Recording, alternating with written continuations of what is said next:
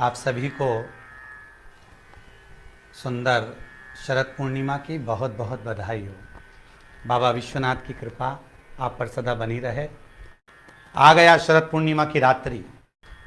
बड़े से बड़ी बीमारियां, बड़े से बड़े रोग, बड़े से बड़े बड़े कष्ट इस शरद पूर्णिमा की रात्रि को छूट जाते हैं। दमे की बीमारी, श्वास की बीमारी, अनिद्रा की बीमारी, रात्रि को जगना, ये सारी बीमारियां शरद पूर्णिमा की रात्रि को अगर व्यक्ति अपने जीवन को सुखमय बनाए, अपने जीवन को आनंदमय बनाए तो सब छूट सकते हैं।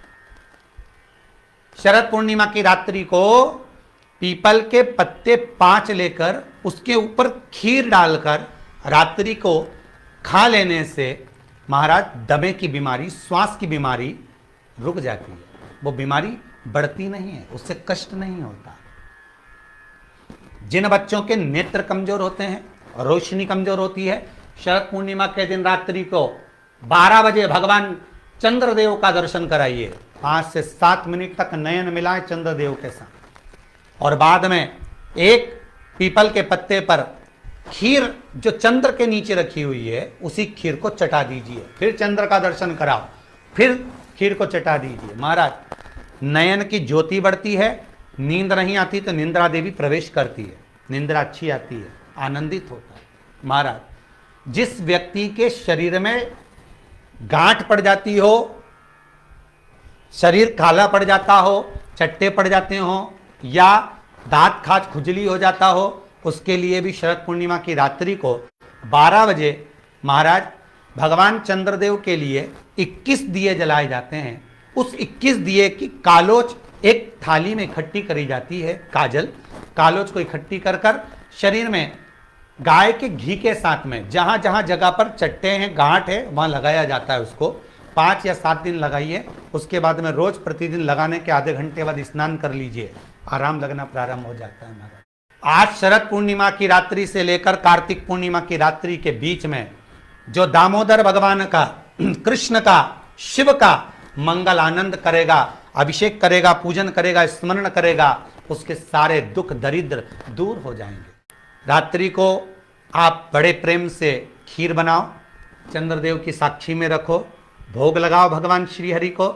बन सके अगर लक्ष्मी की कमी है, लक्ष्मी नहीं आ रही है, व्यापार नहीं चल रहा है, तकलीफ बहुत ज़्यादा है, घर में कष्ट है, कर्जा ज़्यादा है, तो एक तांबे के कलश के ऊपर, तांबे के कलश में पानी भरना, कटोरी रखना, उस पर लक्ष्मी जी की मूर्ति रखना। लक्ष्मी जी की मूर्ति नहीं हो तो चांदी का सिक्का रखना। उसके सम्मुख में आप 31 दीपक घी के लंबी बाती के जला देना। महाराज एक एक कमल गट्टा उस 31 दिए के अंदर डाल देना और लक्ष्मी जी का पूजन करना, लक्ष्मी जी का स्मरण करना, खीर का भोग लगाना, पान के पत्ते पर खीर रखना, 5 पत्ते पर खीर का भोग लगाना और माता लक्ष्मी से विनती करना। सुबेरे 4 बजे तक वो रखे रहने देना, सुबह 4 बजे वो उठाना, लक्ष्मी को वापिस तिजोरी में या सिक्का हो तो उसको अलमारी में रख देना। जो खीर बनी है वो प्रसाद के रूप में सुबह 8 बजे, 10 बजे, 9 बजे जब खाना हो प्रेम से खाना। माता जो दिए लगाए हैं वो ठंडे हो गए होंगे, उनको रखे रहने देना, बाद में काम आते रहेंगे, या दिए विसर्जन करना हो तो आपकी मर्जी है।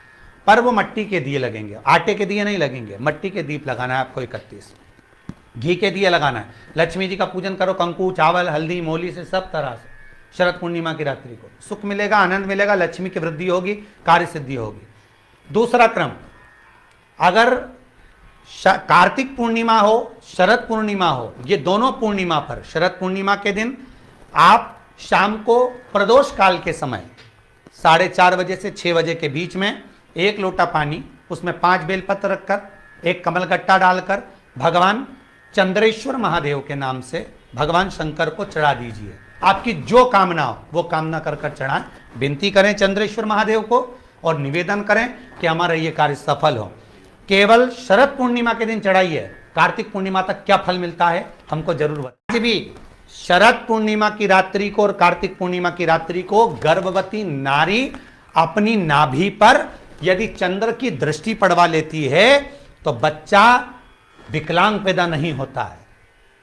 गर्भ से जो बालक होगा श्रेष्ठ होगा, विद्वान होगा, चतुर होगा, पढ़ने में होशियार होगा, क्योंकि ये चंद्र की किरणें जब समुद्र में उछाल ला सकती हैं तो आपके जीवन में भी तरक्की ला सकती है, उछाल ला सकती है। इसलिए सभी को हर हर महादेव, जय श्री कृष्णा।